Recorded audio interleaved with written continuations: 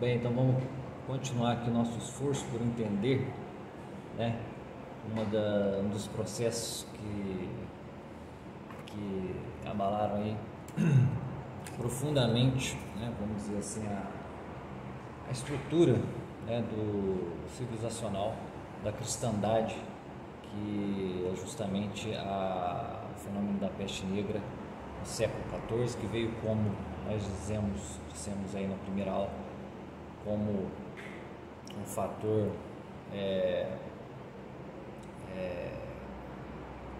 quase que aglutinador, né, das demais calamidades que já haviam acontecido.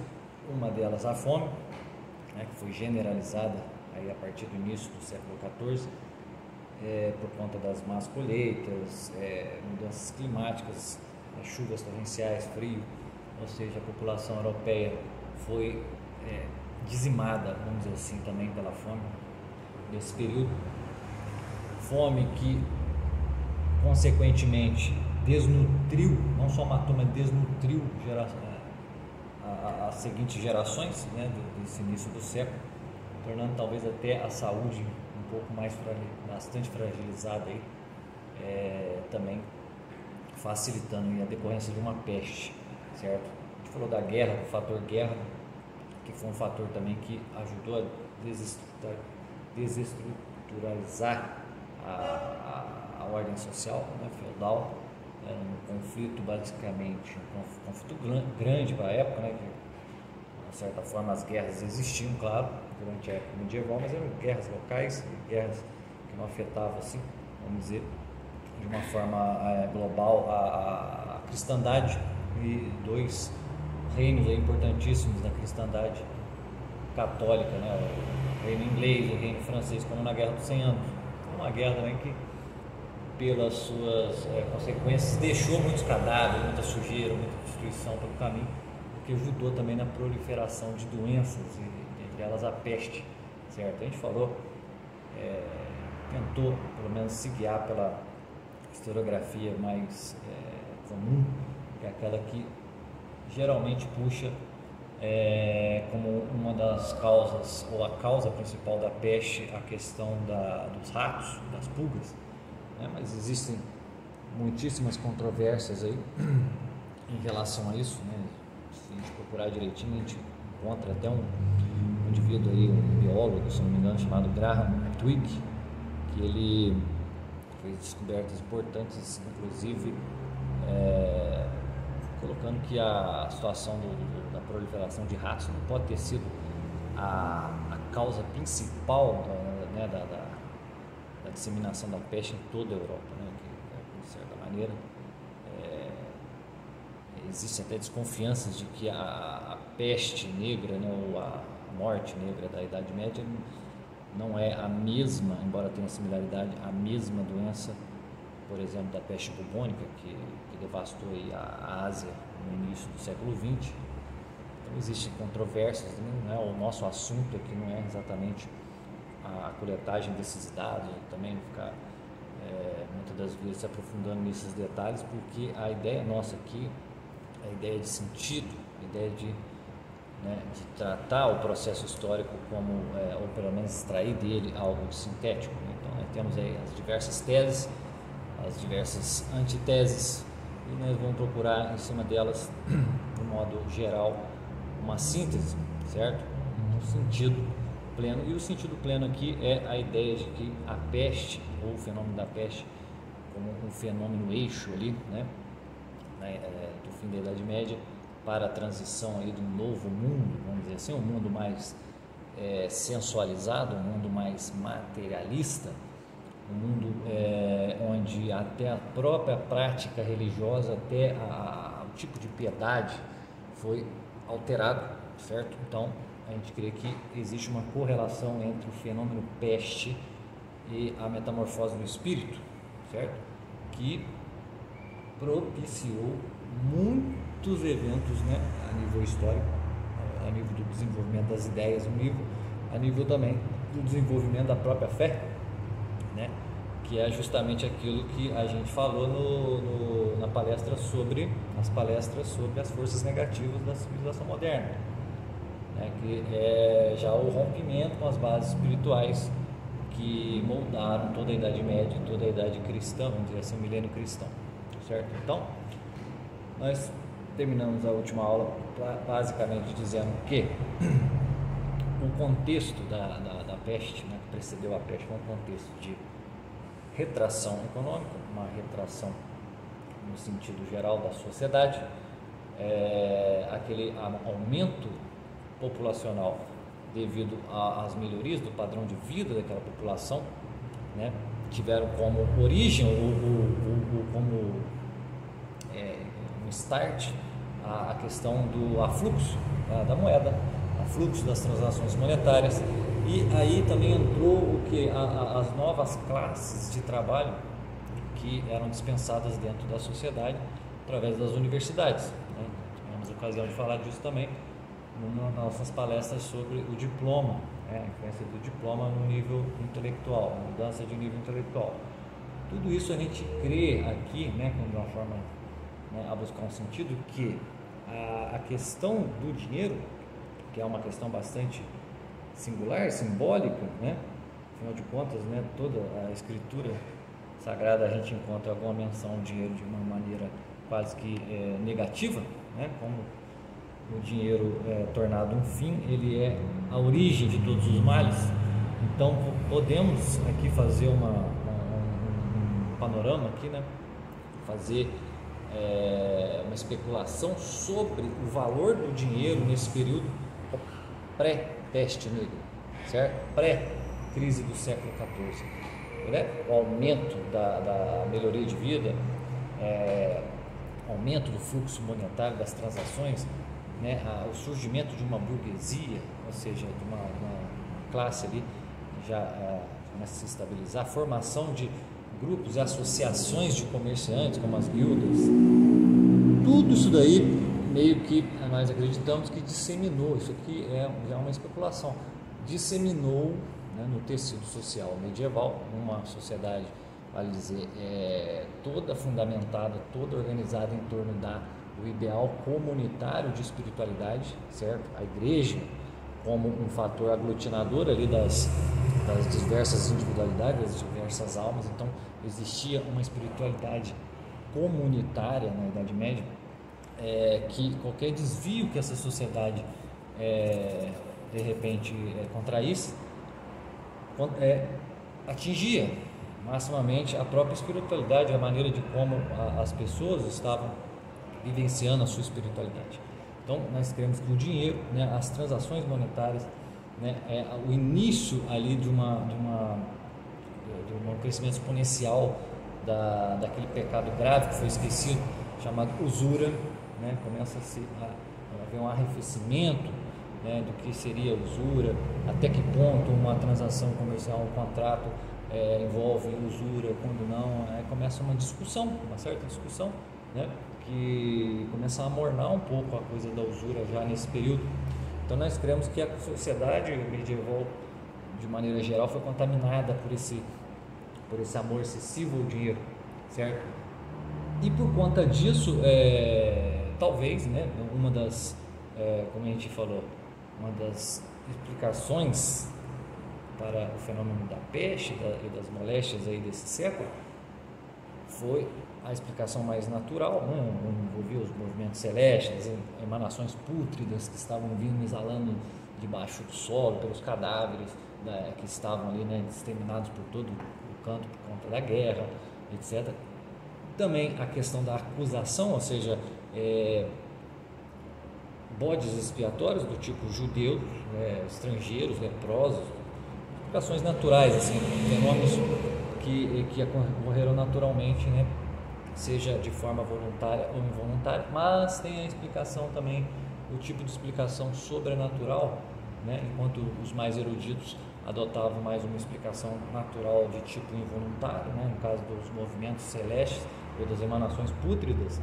Um outro grupo da sociedade, ou seja, as pessoas mais simples, elas tinham a ideia de que tinha uma causa natural, né? Por exemplo, os judeus estavam ali contaminando os poços, vamos então pegar esses judeus estavam praticando usura, estavam endividando toda contaminando, né, com esse pecado aí a sociedade, vamos caçá-lo, vamos queimá-lo, né? A gente até falou um pouco, a gente ia se estender um pouco mais nisso, mas eu preferi deixar isso para uma ocasião à parte aí, fora do contexto aqui da nossa explanação sobre a peste, a questão do massacre lá de Estrasburgo, né? O famoso massacre de São Valentim, onde queimaram lá cerca de 2.000 judeus, segundo a história, por conta de né, não só do medo da peste, porque aquele local ainda não tinha nem sido infectado pela peste, mas também por interesses de tipo financeiro, né, ou econômico, né, ou monetário, que seja, disputa entre guildas e para ver quem que ia controlar, vamos dizer, o mercado naquela época, naquele período, naquele lugar, certo? Então nós tivemos aí essas explicações também naturais, né? Porém, a explicação sobrenatural, vamos dizer assim, né, de castigo divino, ela foi evidentemente a que, vamos dizer, penetrou com mais força no imaginário, na psique do homem medieval daquele período, certo? Então, nós falamos que o castigo divino, neste caso, poderia ter sido, né, vamos dizer, determinado por Deus por conta desse desvio, de um desvio, certo? A devoção, desvio na devoção humana, ou seja, na devoção comunitária, né, daquele período, daquelas pessoas, que começam a dividir de certa maneira, né, uma ressonância, uma divisão da adoração do Deus à adoração do próprio dinheiro, né, de adoração ao Baal, ou a adoração aos bens materiais, porque dinheiro não necessariamente vai significar apenas a moeda física ou a moeda de troca de uma sociedade, mas dinheiro também pode significar num sentido mais profundo e amplo o próprio amor, a cupidez, né, aos bens transitórios e finitos, certo? Lembrando que no Gênesis o fruto proibido ali, ele tem um caráter de dinheiro também, né? Até porque a sedução que ocorreu, né, da serpente para Eva dizia que se ela possuísse aquele bem, vamos dizer assim, né, aquele bem transitório, que era o fruto proibido, ela conquistaria um outro bem que não era transitório, não era, né, era um bem definitivo, que era o que? A posse do poder de ser Deus, vamos dizer assim. Então, mais ou menos o fruto proibido serviria como o dinheiro serve, né? Como uma moeda de troca, né? Tendo esse meio aqui, eu chego até aquele fim. Mas acontece que aquele meio, né, já era, né, o próprio fim, vamos dizer assim, né? O fim do homem, o fim da graça. E evidentemente não tinha nenhuma relação entre comer aquele fruto e se tornar como Deus, né? Porque o homem já iria receber essa vamos dizer, essa graça de Deus, se ele tivesse obedecido, né? Seria de alguma forma como Deus, se ele tivesse obedecido, ele não obedeceu. Então nós cremos que há uma relação entre essas calamidades do século XIV e o amor, vamos dizer assim, excessivo ao dinheiro, aos bens terrestres, vamos dizer assim, né? O dinheiro vira uma forma de sedução para esses povos medievais, certo? E aí vem primeiro a fome, né? Olha só, você tinha tudo aqui, ó, se tivesse sabido usar direito o dinheiro, né? Agora você vai passar fome. Vem a guerra, olha só, existiu uma estabilidade aqui controlada pela igreja, né, nos territórios da cristandade europeia. Agora a guerra se tornou um fenômeno mais brutal, né, e até mais, vamos dizer assim, sofisticado, porque foi nessa época, por exemplo, que novos tipos de armamentos também começaram a ser colocados em ação, né, então, inclusive os da pólvora, etc. Vamos dizer assim. Então agora vocês vão penar também por causa da guerra. Enfim, não regulou, não melhorou, tá bom. Temos aqui uma doença, que é um mal ainda pior, um mal invisível. E isso daí gerou uma certa, vamos dizer, um abalo coletivo, né? Terrível abalo coletivo, uma angústia coletiva que, né, que passou a moldar o comportamento das pessoas em vista de uma morte, né, de um clima de morte terrivelmente exacerbado, exagerado, né, os padrões daquela época, né? Então essa angústia coletiva, ela a princípio ela se materializa ou ela se apresenta sob duas formas assim de uma constante comportamental, que seria aquilo que a gente falou, né, sobre a satisfação imediata ou o hedonismo puro e simples, né, em vista da morte ou do risco de morte a qualquer instante. Temos que aproveitar aqui, né, os prazeres da vida, como naquele conto lá do Boccaccio, do Decameron, né, vamos nos isolar aqui e aproveitar sexualmente, e vamos aproveitar aqui, vamos nos tornar gulosos e vamos comer, beber e brindar a vida, né? Afinal de contas, né, vamos aqui, ó, carpe diem, memento mori, né? Vamos aproveitar o dia porque vamos morrer, certo? E um segundo comportamento, né, que é o próprio abatimento, né? Abatimento psicológico, moral e até espiritual, né? Esse abatimento, ele guarda em si uma possibilidade também, a gente falou de salvação, porque afinal de contas aquela pessoa que vê que a morte está próxima e ela é terrível, né? Ela pode ver a qualquer momento, essa morte pode às vezes liberar o sujeito do próprio apego dessa vida, né? E levá-lo aos braços da graça ou, né, ao desprendimento de si mesmo. Mas também esse abatimento gerou uma espécie de desesperança em muitos espíritos, certo? Então, o misto aí entre uma atitude ou uma constante hedonista, né, e uma constante de desesperança e desalento, né, um abatimento moral, espiritual, são consequências da angústia coletiva que congregava basicamente duas emoções humanas aí muito peculiares, que são o medo e a culpa.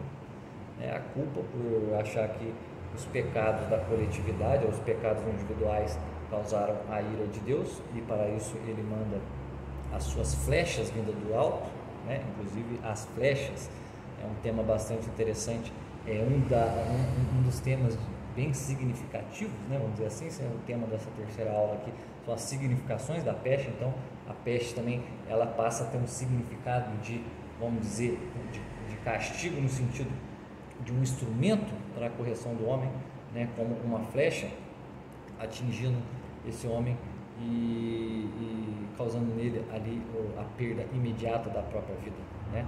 O culto a São Sebastião, por exemplo, foi bastante disseminado após o período do grande pico da peste negra, né? São Sebastião, santo crivado por flechas. Então ali muita da devoção de São Sebastião cresceu demais depois da questão da peste. Mas enfim, a culpa, né, e o medo, né, a culpa por sentir que a comunidade ou os indivíduos estavam ali realmente irando a Deus, e o medo, certo? O medo de você não ter se preparado adequadamente para a passagem dessa vida para outra, certo? Nós sabemos que a quantidade de padres que morreram, monges, foi enorme, certo? Claro, tivemos muitos casos de covardia pura e simples, de sacerdotes que se isolaram, fugiram, não quiseram estar ali, não quiseram dar os sacramentos, de extrema unção e etc. Porém, isso daí são aquelas tendências historicidas que buscam, de repente, denegrir, né, o manto sagrado da igreja, mostrando que, na verdade, na hora H, todo mundo é homem, tal qual, né, um pecador é homem, um santo é homem.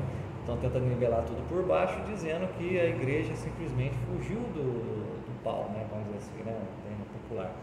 Mas isso não é verdade, porque a grande prova disso é que depois nós tivemos uma enorme deficiência no quadro sacerdotal da igreja, né? Tiveram que recompor esse quadro e justamente, como a gente falou nas outras aulas, o nível, né, moral, vamos dizer assim, o nível humano da população também decaiu por conta dessa angústia coletiva, desse abalo aí da psique coletiva, individual. Então, quer dizer, os próximos sacerdotes não necessariamente foram bem preparados ou eram pessoas de vocação plena para esse ofício. Então, nós vemos também assim, uma queda do nível do clero por conta das mortes pela peste, do cataclismo pestífero da Idade Média. Então, o medo, né, é uma das emoções, junto com a culpa, que deram o tom, né, da angústia coletiva e, logicamente, deixaram para nós, vamos dizer assim, duas tendências aí, duas constantes que foram caminhando ali dentro do tecido social aí, nas psiques humanas, né, de então, né, que é a questão da satisfação imediata do hedonismo e a questão do abatimento pessoal ou da desorientação plena dos espíritos, certo? São essas duas tendências que, elaborativamente falando, vamos dizer, foram se elaborando, foram se customizando, né, 1 ou 2 séculos depois, e se prefiguraram naquilo que a gente chama de individualismo, né, por um lado, e desconfiança do outro, certo? Então vamos dizer, o individualismo, né, que provém de uma autossatisfação, de uma autoafirmação, de uma autonomia, né, da pessoa humana, isso daí vira uma tendência após a revolta luterana, né, após no século XVII no cartesianismo, porém a questão da autossatisfação imediata ela vem do período pestífero, certo? Dessa constante, dessa tendência. Então essa busca por autossatisfação, a busca por sorver dos bens materiais, né, que no geral podemos simbolizar pelo dinheiro, deixou dentro do tecido social, foi a base, né, a matéria-prima para o individualismo. E o clima de desconfiança, né, afinal de contas, quem está abatido, quem está desesperançoso, quem está desorientado, ele desconfia de tudo, né? O medo ele torna a desconfiança plena, e a confiança foi justamente, né, o fator primordial para o desenvolvimento da sociedade medieval. Em primeiro lugar, a confiança na instituição, por excelência, que era a igreja, a confiança na ordenação social, né, através dos diversos estados de vida, né, o estado da nobreza, o estado do clero, o estado do camponês, do campesinato, vamos dizer assim, certo? Então, a confiança nessa estrutura, a confiança, vamos dizer assim, no crédito pessoal, né? Ou seja, as pessoas confiavam umas nas outras, não queriam explorar umas às outras, mas tinha ali toda uma noção, vamos dizer, tinha toda uma moral católica, uma moral cristã, pervadindo as relações, né, ao longo desses séculos da época medieval, contrariamente ao que é dito, né, pela historiografia, em sua grande maioria, né, são aquelas acusações da Idade Média, onde senhor e escravo era uma relação hierárquica como uma mera escravidão, vamos dizer assim, do homem sobre o homem, mas não, era um acordo ali entre, vamos dizer, estratos diferentes da sociedade, né, que tinham posições diferentes, mas que no fim das contas existia muito mais liberdade nesse período do que, por exemplo, na época moderna, coisa que a gente, ao longo dos nossos estudos, vamos tentar deixar isso bem claro. Enfim, o que autossatisfação e desconfiança, né, que foram a matéria-prima para o individualismo e a revolta, por quê? Desconfiança é desconfiança de alguém ou de algo, né? Então, quando a gente, vamos supor, quando um filho desconfia do pai, né, tipo assim, não acredita, não tem confiança no pai, a atitude natural desse filho é uma espécie de rebeldia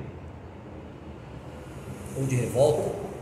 Então a gente vê explodir depois do século XIV, né, século XVI em diante, a gente vê explodir as diversas formas de rebeldia e revoltas individuais e até institucionais ao longo do período que vai marcar o início da Era Moderna, certo? Isso é uma constante. Você vê que até a revolta dos camponeses, né, faz parte disso. O que aconteceu? Os camponeses, em vista da baixa mão de obra, né, pouquíssima mão de obra, queriam salários mais altos, certo? Os governantes queriam o quê? Extrair dali também os impostos, mas não tinha gente da onde extrair impostos. Então ali teve uma crise dessa relação de governantes e governados, certo? Então os próprios camponeses, eles começam a empreender, pelo menos ali na Inglaterra, uma série de revoltas, uma série de situações que acabam, por exemplo, né, tomando aqui o tema da aula, que são as significações, a criar aquele personagem icônico aí do Robin Hood, que era o sujeito que ia lá tomar o dinheiro dos poderosos para espalhar entre os necessitados. Quer dizer, quem que era o Robin Hood? Robin Hood era o homem que fazia o seu próprio destino, ou seja, isso impregnou no imaginário social, no imaginário da Europa naquele período, inglês principalmente, claro, como uma constante do individualismo, né, e da revolta.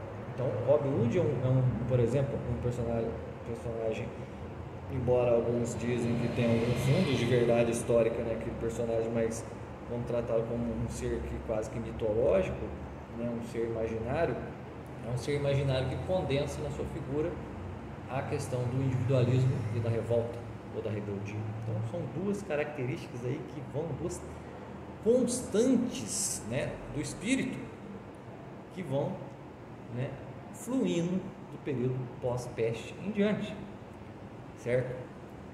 A mudança do psiquismo, né, essa mudança do psiquismo medieval, que fez com que ele chegasse ao seu fim, vamos dizer assim, o fim da era medieval, né, o seu apocalipse, justamente na chegada aí, vamos dizer, dos três cavaleiros do apocalipse, né, a fome, a guerra, a peste, né, o cavaleiro negro, o cavaleiro vermelho, o cavaleiro amarelo esverdeado, né, só foi possível, vamos dizer assim, né, por conta da chegada do cavaleiro branco, dominador. O branco significa pureza, né? Significa claridade, transparência, benignidade, vamos dizer assim, e isso são as armas também do sedutor, certo? E o dinheiro, ele tem, né, o poder do dinheiro, o poder da cupidez material, ele tem essa, né, vamos dizer, essa aparência, né, aparência de salvação, de salvador, né, e é uma aparência que domina, né, domina as paixões humanas, porque ela consegue congregar as paixões que estão ali meio difusas numa linha, num núcleo, num centro atrativo, certo? Então, se a gente pegar aqui como uma das significações, né, do período peste, pós-peste, a ideia de que a humanidade europeia, né, a cristandade foi, né, foi apocalipticamente visitada pelos cavaleiros, o que não deixa de ser verdade, né, que se você for ver de forma simbólica, foi realmente isso que aconteceu, né, o poder do dominador trouxe em seguida a visita da fome, da guerra e da peste, constituindo o que é um verdadeiro fim de mundo. E o que sobrou desse mundo? O que sobrou desse mundo foi uma mudança geral do psiquismo, uma tendência, né, uma constante da psique, do espírito, vamos dizer assim, não esquece a psique, a mudança do espírito, do fator nuclear do ser humano, né, que se torna, que em vez de ser aquela questão da espiritualidade coletiva, né, do corpo, né, do corpo de Cristo, onde nós somos os membros, né? Isso daí se revertou para um individualismo, numa autonomia humana, né? E aquele sentimento de confiança e de paz, né, entre os irmãos, vamos dizer, entre as diversas pessoas dentro desse corpo, se torna uma desconfiança plena e uma revolta generalizada tempos depois, certo? Tudo isso daí constitui o quê? Os escombros, vamos dizer, humanos, que serviram de base para a construção do mundo moderno ou da espiritualidade moderna, certo? Então temos aqui a significação escatológica de um apocalipse, um fim de mundo, né? Que é justamente aonde marca-se a entrada da era moderna, ou seja, mesmo a gente tomando o caráter temporal da coisa, né? Foi a queda de Constantinopla, marcou o início da modernidade, o fim da Idade Média, beleza, coincide com esse período, certo? Mas a mudança do psiquismo e do espírito humano, né, por conta de uma separação progressiva dos princípios básicos aí da civilização cristã e católica, elas são mais evidentes por conta dessas significações, certo? A significação de um apocalipse, de uma era, de um milênio cristão, né? A significação do castigo, ou seja, das flechas vindas do céu, de Deus, para abater a humanidade, ou melhor, abater os pecados da humanidade, certo? E a dessacralização da própria morte. São três significados importantes. Então, o significado apocalíptico nessa época, o significado, né, de um castigo, ou seja, de um instrumento de castigo, né? No caso aí podemos simbolizar aí pelas flechas que foram utilizadas aí pela iconografia depois para transmitir bem essa ideia de castigo aí, certo? E a dessacralização da morte, ou seja, a transformação da morte não mais num fenômeno natural de passagem, de transição, mas quase que numa entidade.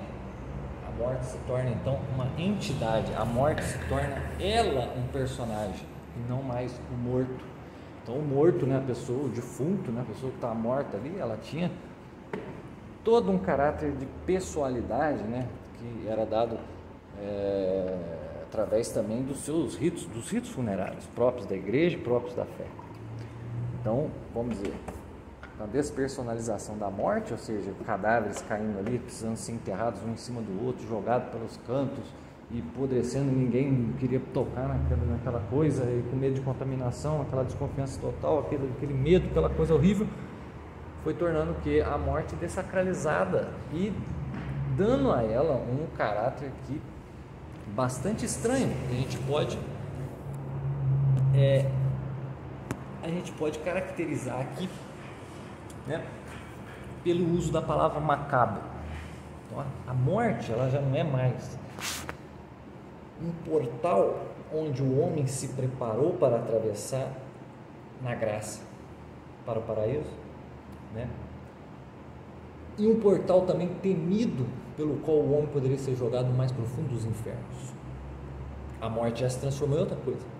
A morte já se transformou num personagem macabro, certo? Isso é muito bem expresso, né, através da iconografia da dança da morte, que era onde vários artistas, e inclusive até isso foi representado em algumas cortes como um teatro, né? As pessoas dançando numa roda com as caveiras bem esdrúxulas ali, mostrando basicamente que, olha só, aqui não tem diferença social entre rei e camponês, entre nobre e não nobre. Aqui não tem esse negócio de o mais belo e o mais feio, o corpo vai se deteriorar. Então, quer dizer, o nivelamento através da morte lançou na sociedade medieval após a peste, após a peste, a ideia do macabro, que era uma coisa que surge mais ou menos, um termo vinculado a Jean Lefebvre. Jean Lefebvre era um poeta francês, em torno lá de 1376, por aí, né? Ele, em um dos seus poemas, ele usa a palavra macabré. Macabré tem esse sentido, né? Macabro. Que poderia ser o macabro aqui na nossa visão? Macabro poderia ser uma personalização da figura da morte, né? O sentimento relacionado à figura da morte ou da coisa sinistra. Então, o sentimento macabro se torna um viés, inclusive artístico, certo? A arte iconográfica, a arte literária, certo? Traz assim a morte como um personagem macabro, um personagem que representa um sentimento, né? Que nada mais é do que uma forma de expressar o egoísmo e o terrenismo que se apoderam do homem, certo? Você vê lá, autossatisfação, individualismo, egoísmo, certo? Egoísmo em relação ao quê? As pessoas estavam tementes demais da morte, não mais das consequências pós-morte. Já não era mais o medo do inferno, mas o medo da morte física. Entende? Então o terrenismo toma conta da mentalidade, certo? E é lógico que numa visão terrenista das coisas você vai se tornar um sujeito egóico, um sujeito que vai tentar salvar a própria pele, antes eu do que ele, ou melhor, antes ele do que eu. Acontece, antes ele do que eu, entende? Então a gente encontra na figura do macabro, ou seja, na figura da personalização da morte, através da sua dessacralização, né, o interrompimento dos funerais, dos ritos funerários, etc. Tudo isso daí foi construindo um significado novo para a morte. Entende? Então, nós podemos chegar a uma conclusão de que uma das significações da peste foi o fato de os espíritos terem se tornado sensuais e materialistas, certo?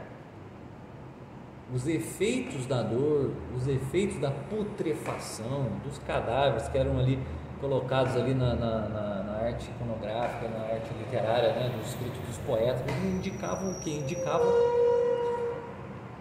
uma maximização do que? Da vida sensorial, a tentativa de expor, né, o aspecto macabro da vida sensual, da vida sensorial, da dor, do processo mortal, coisas que antes o indivíduo medieval não tinha essas preocupações. Ele viu o outro morrer ali, mas ele via na morte do outro que uma preocupação do tipo escatológica, de tipo transcendental. Será que esse sujeito vai se salvar? Precisamos chamar o padre, extrema unção, depois o corpo deve ter que ser velado, e depois nós vamos ter que fazer orações sobre o seu túmulo, e etc, etc, etc. Nós vamos enterrar o fulano nos fundos de uma igreja, perto do túmulo do tal santo. Quer dizer, olha só, todo o caráter de piedade, vamos dizer assim, comunitária, vai sendo perdido por conta de uma interiorização mística por via do sensualismo, por via da vida sensorial. Não é à toa que depois, né, do período pós-peste, né, temos aí, né, aquela ascensão do misticismo, né? O macabro é, de certa forma, também um misticismo, mas é um misticismo sensualista e materialista, certo? Então, as obras de arte, as expressões artísticas, elas geralmente elas expressam uma tendência, vamos dizer assim, da psique coletiva daquele período, né, ou das aspirações potenciais daquele período, daqueles indivíduos. Então a arte ela serve como um expositor do material humano, né, civilizacional. Então a nova arte, vamos dizer assim, voltada muito para o macabro, ela tem esse caráter demonstrativo do materialismo e sensualismo, que são o quê? Frutos também, obviamente, do processo individual vamos dizer assim, de uma espécie de revolta em relação a um fato natural, que é a morte, certo? Está guardado dentro dessa significação esse tipo de coisa, certo? Agora, olha só, naquele período teve um movimento muito falado aí, que eram os pop stars da época, né, vamos dizer assim, que era o movimento flagelante, certo? O movimento flagelante, ele já existia antes do período da peste, era um movimento de índole milenarista, certo? Cujo os indivíduos que se comportavam como que numa seita, eles tinham uma série de rituais, onde eles saíam por cidades e cidades, fazendo ali flagelações públicas bastante, vamos dizer, chocantes, né? As pessoas paravam para assistir aquilo, e algumas pessoas entravam até em êxtase assistindo aquele pessoal se flagelando, né? E eles aguardando o apocalipse, o fim dos tempos, certo? Então quando chega a peste, os flagelantes, opa, chegou a hora, é agora, o mundo está prestes a acabar, e nós somos aqueles que vão tentar conter a ira divina, a fim de que muitos sejam salvos. Então começa os flagelantes a demonstrar aí um interesse ainda maior por degradar seus próprios corpos voluntariamente por amor a nosso Senhor Jesus Cristo. Acontece que os próprios flagelantes mostram uma tendência tendência exacerbada ao interesse sensual, certo? O corpo é o templo sagrado do Espírito Santo, não existe alma humana desvinculada totalmente ao corpo, mesmo depois da morte. A alma humana continua sendo alma que tem corpo, embora não esteja ligada ao corpo naquele estado, né, pós-morte, mas ela está ligada ao seu corpo, pelo menos potencialmente. Isso daí, pelo fato da ressurreição, né, para a esperança da ressurreição, nós sabemos que um dia essa alma terá novamente seu corpo. Então aquele excesso, vamos dizer assim, né, excesso de rigor a respeito do corpo também já mostrava ali, né, uma tendência bem sutil ao materialismo e ao sensualismo que marcam a era moderna, certo? Você vê que os flagelantes, eles eram os grandes caçadores de judeus também da época. Eles inchavam, matavam judeus, né? Faziam pogroms aí de judeus aí por onde eles passavam. Encontrasse judeus, eles metiam o cacete para o final. Ou seja, e a piedade cristã? E o amor ao próximo? Você vê que começa a descaracterizar também, né, vamos dizer, não gosto de falar radicalismo, porque eu não acho nada de mal nessa palavra radicalismo, certo? Desde que utilizada da forma correta, mas assim, para se fazer entender que eu vou usar ela. O radicalismo desse pessoal já denotava vamos dizer,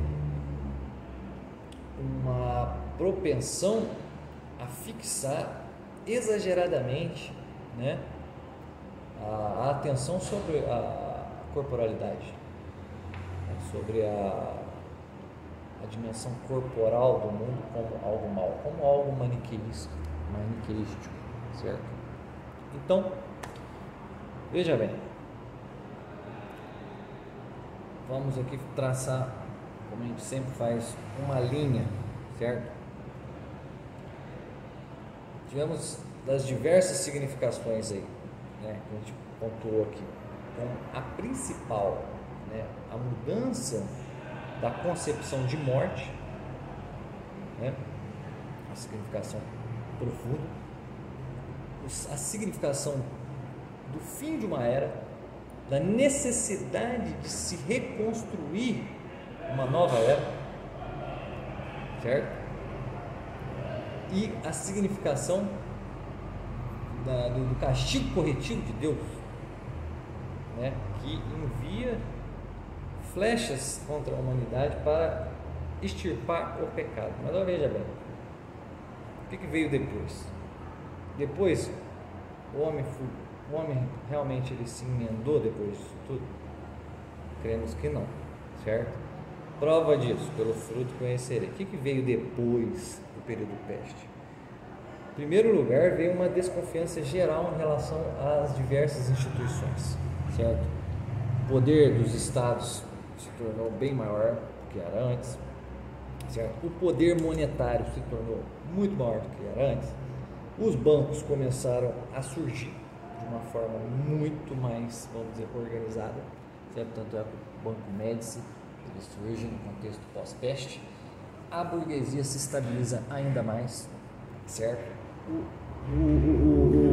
Os reis, de forma geral, começam a se tornar ainda mais dependentes dos banqueiros, dos comerciantes, dos burgueses, e começa a haver uma mescla entre esses dois grupos, né? Vamos dizer, os burgueses também queriam, de certa forma, serem nobres, né? E granjeavam ali com os nobres ali esses títulos, todo mundo, né? Já deve ter estudado algo sobre isso. Enfim, começa a haver um afluxo ainda maior do poder econômico, que é justamente após a peste que começa, né, vamos dizer, o grande significado, o significado realmente da morte, não da morte física, como a gente falou, que trouxe aí um sensualismo, um materialismo latente, né, na psique humana europeia e na cristandade, mas a morte por conta da troca dos senhores, o poder do cavaleiro dominador, no caso, o poder econômico, o poder do dinheiro, o poder bancário, certo? Onde a usura, pecado dos piores, né? Pecados, né? Pecado que pode trazer a morte a uma civilização inteira, não só uma pessoa, mas uma coletividade, começa a, vamos dizer assim, a ganhar uma autonomia, e a igreja, infelizmente, é um dos alvos pelos quais os usurários, vamos dizer assim, da sociedade, né, o pessoal que ama o dinheiro, ama mais a mamão do que a Deus, começa vamos dizer, a se rebelar, certo? Então, até o século XIII nós tínhamos uma concepção comunitária da igreja, né? Com a questão toda dessa mudança antropológica, né, e espiritual do homem, nós vemos que surgem dentro da cristandade defesas contra a morte. Por exemplo, a devoção ao rosário, a partir da metade do século XV, começa a ressurgir, né, o culto dos santos, etc.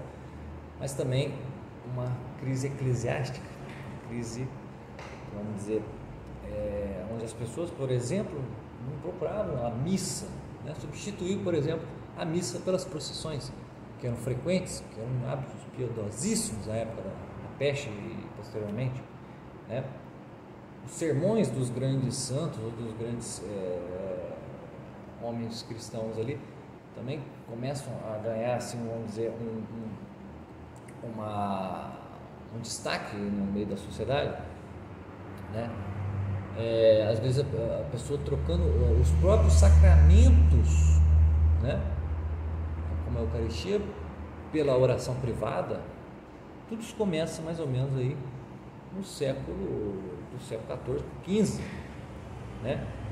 Então, para a gente ver a angústia que fez com que a sociedade toda se revertesse em dois estados bastante peculiares, duas constantes, né, onde a gente falou, o abatimento por um lado, o hedonismo por outro, né, que se condensaram, se cristalizaram na autossatisfação do individualismo e da desconfiança ou no instinto de revolta por outro. Essa angústia coletiva foi o grande sucesso, por exemplo, da Reforma Protestante. O grande sucesso de Lutero foi a angústia, certo? A angústia do cristianismo naquela época, certo? E a piedade do século XV, até chegar à época de Lutero, começa a ficar mais afastada aí da liturgia tradicional, certo? Então começa a ver os primeiros desgastes em relação à confiança dos homens na própria instituição da igreja, né? Porque, igual a gente falou, o nível do clero, o nível humano do povo caiu, então os novos sacerdotes, os novos, vamos dizer, muita questão de corrupção humana entre os sacerdotes, entre os membros da igreja, do clero, as demais, vamos dizer, os reajustes que a igreja teve que fazer com os novos poderes que surgiram e estavam reestruturando a sociedade, etc. O grande trauma que ficou nas pessoas mais comuns e nas maneiras como elas começaram a agir e demonstrar sua piedade, etc. Todas essas mudanças aí afastaram de certa maneira, né, a concepção comunitária e aproximaram mais para uma concepção individualista da vida espiritual, certo? Você vê que Guilherme de Ockham, que viveu ali próximo da peste, ele já, a sua influência universitária já destacava a autonomia do ser humano, né? A autonomia do ser humano, né? A autonomia das ciências também em relação à teologia. Quer dizer, são frutos aí intelectuais que precederam a peste, mas que depois foram sendo desenvolvidos por aqueles que herdaram, né, essa excessiva desconfiança, né, como uma arma natural aí para se defender, de repente, do mal, né, daquilo pelo menos que se achava como o mal.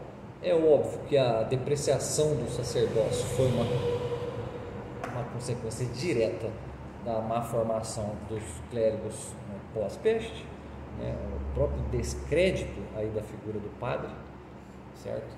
Tudo isso daí colaborou e muito para criar o clima necessário para que chegasse até a figura de Martinho Lutero, certo? E, consequentemente, da ascensão do individualismo como uma postura, né, uma postura ideal, né, do homem dentro de um espírito laico, que é justamente o que vai propiciar a existência do renascimento, que é uma outra coisa que no segundo módulo aqui da nossa série, né, da crise e os tempos, a gente vai ter uma sessão sobre o renascimento, né, sobre, né, qual foi o significado do renascimento, o que ele significou, o que ele era de fato. A gente vai fazer esse estudo também, certo? Mas enfim, a ascensão do individualismo e do espírito laico surge após a peste, após essas consequências todas, após essas tendências constantes, certo? Após a mudança da relação entre homem e morte, né? A personalização da morte, né? A mudança do caráter iconográfico da arte e da literatura, né? Vamos dizer, a depreciação ou a desconfiança valorativa da instituição humana da igreja, certo? Da figura do sacerdote, tudo isso daí compõe um quadro, certo? Que é uma pasta, né, mais ou menos ali disforme, que vai ser utilizada como uma argamassa para se construir um novo mundo, né? Um mundo, né, que vem por uma necessidade de um recomeço, né, justamente pela divisão do espírito entre o espírito medieval e um espírito posterior, que seria o espírito moderno, né, numa sociedade que absorveu essas tendências do espírito, constantes do espírito, né, que eu acabei de falar. Podemos definir como o individualismo e a revolta, né, a rebeldia, né, contra as autoridades principalmente, né, fazendo com que a igreja perdesse parte da sua autoridade já nesse, né, período posterior aí de 1,5 século, mais ou menos, né, devido a essa mudança do psiquismo Então, foi gerada aí uma necessidade de independência, por exemplo, de alguns segmentos da sociedade em relação à igreja. Um deles, a própria nobreza, a própria classe, né, a classe comercial, ou a classe bancária, ou a classe burguesa, né, a classe científica, afinal de contas, né? Quem não conhece, né, os médicos, por exemplo, de máscara de pássaro, por exemplo, são médicos que surgiram, né, são aqueles famosos médicos do século XVII que, quando iam tratar um sujeito sofrendo de peste, ia lá com todo aquele seu aparato, né, que inclusive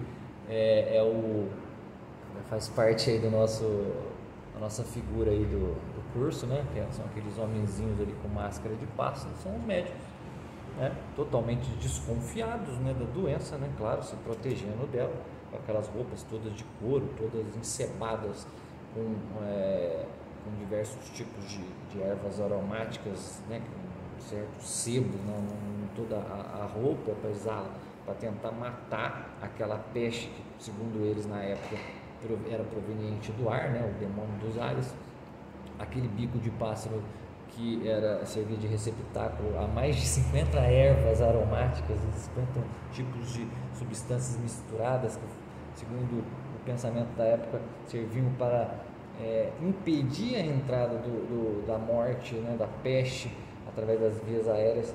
Então, segundo eles, aquelas ervas purificavam o ar que o sujeito estava respirando, então eles podiam chegar ali próximo do doente. Quer dizer, isso daí já é, vamos dizer assim, profeticamente uma imagem de como a ciência, vamos dizer assim, após a peste, após o declínio da Idade Média, após a ascensão, né, do novo recomeço ou do renascimento, né, após a libertação, vamos dizer assim, espiritual, entre aspas, do homem da tirania institucional da igreja, como a ciência também se emancipa, né, e aparece como algo, vamos dizer, completamente imunizado em relação ao pensamento populesco ou popular, né? A ciência, enquanto uma autoridade, né, que pode vir com as suas varinhas, né, igual o médico da peste, o médico com máscara de pássaro, chegava com a sua varinha para manter uma certa distância entre ele e o seu paciente. Então, esse é um outro significado muito importante, né? Mais uma significação da peste, que é o quê? É a transformação da ciência, né, a princípio, de um órgão, né, ou de uma instituição, ou de uma faculdade, né, de uma disciplina que tinha como relação quase que umbilical os ensinamentos da igreja. Agora não, a ciência se torna independente, como queria Guilherme de Ockham. Ela se torna um ramo à parte, um ramo que tem uma autoridade, que já não é uma coisa que estava ali baseada numa série de convenções teológicas, com um monte de crendice, um monte de superstições. Não, agora nós vamos nos tornar algo positivo, certo? Por quê? Porque o mal se tornou positivo, certo? O mal se tornou positivo. Não é mais o bem que é positivo, o mal é apenas uma ausência do bem, né? A questão do mal positivo é uma coisa que foi herdada pelo período da Reforma Protestante, do que? Da questão da mudança da relação entre homem e morte. Do mesmo jeito que a morte se tornou um personagem, né? O próprio mal se tornou, dentro da teologia luterana, algo positivo, algo que tem existência independente. E isso daí depois foi muito, vamos dizer, relevante para a própria crueldade judiciária, né? Porque, como a gente falou naquelas palestras sobre as forças negativas da civilização moderna, a judicialização da fé, da teoria lá da justificação do Lutero, mostra que ele levou, a questão do direito universitário às vias de fato mesmo no campo da teologia. Bem, acho que a gente não abordou tudo que a gente poderia abordar. Esse é um tema riquíssimo que a gente vai continuar estudando, obviamente, certo? Mas a gente queria passar aqui sobre a forma dessas 3 palestras aqui um conteúdo que nós podemos sintetizar, porque a ideia nossa da história sintética, do método sintético da história, é tentar tirar sentidos dos processos históricos, não só ficar reproduzindo aqui uma série de fatos, ou senão criando antíteses a teses históricas. Não, nós podemos tirar um sentido geral, um sentido humano e espiritual desses processos, de como eles moldaram, vamos dizer, ou continuam moldando a continuidade dos séculos da sociedade cristã, por exemplo, certo? Então, nesse mini curso ou nessas palestras, nós quisemos aqui expor a ideia de que a cobiça, o amor ao dinheiro, tudo aquilo que trouxe a prosperidade, as melhorias de vida, a melhoria dos padrões humanos, na Idade Média, o crescimento das cidades, o surgimento das universidades, tudo isso daí começou a se tornar decadente na medida que a conquista humana pelo dinheiro, ou pelas transações monetárias, começa a contaminar a sociedade, do mesmo jeito que o pecado dos pais passa para o pecado para os filhos, como diz as escrituras, no sentido de que, olha só, aqueles que regem a sociedade, o corpo social, afinal de contas, a concepção comunitária de cristandade naquela época era enfática, era em primeiro plano. Então os pais dessa sociedade começaram a transmitir esse pecado para as camadas mais baixas, foram elas que foram atingidas, não só ela, mas todo o tecido social, Por quê? Pela fome, pela guerra, pela peste, certo?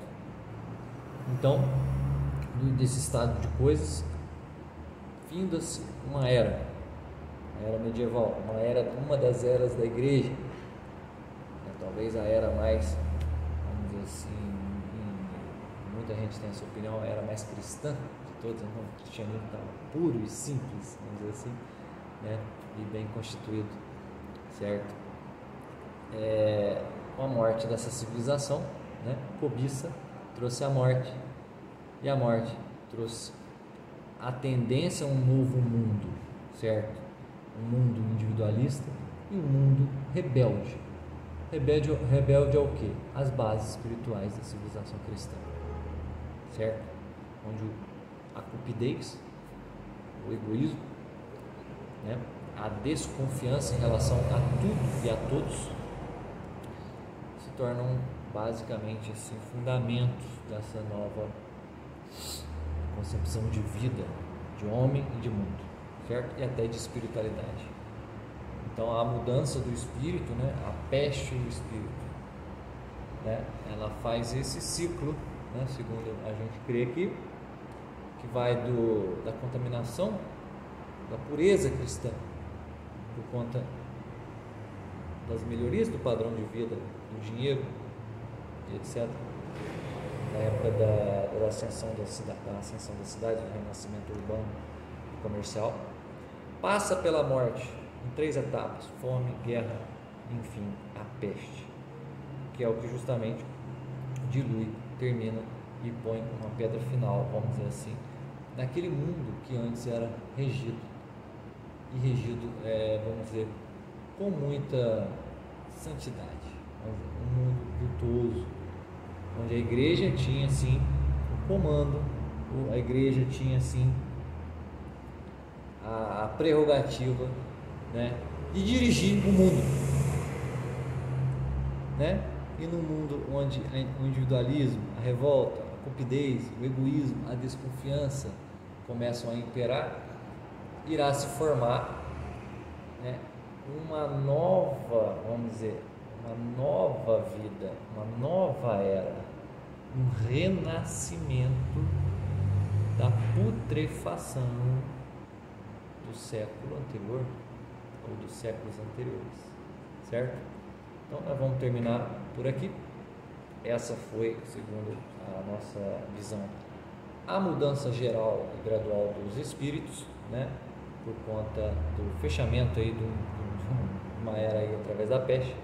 E nós vamos dar continuidade aí daqui a uns tempos num segundo módulo, certo, onde a gente vai pegar daqui em diante, que é justamente o significado do renascimento. O que significou o renascimento em vista disso tudo, certo? O que é o renascimento em vista da morte? Você vê, não é uma ressurreição, é um renascimento, certo? Então o defunto anterior renasceu. E nós vamos poder analisar aí quais foram as consequências disso.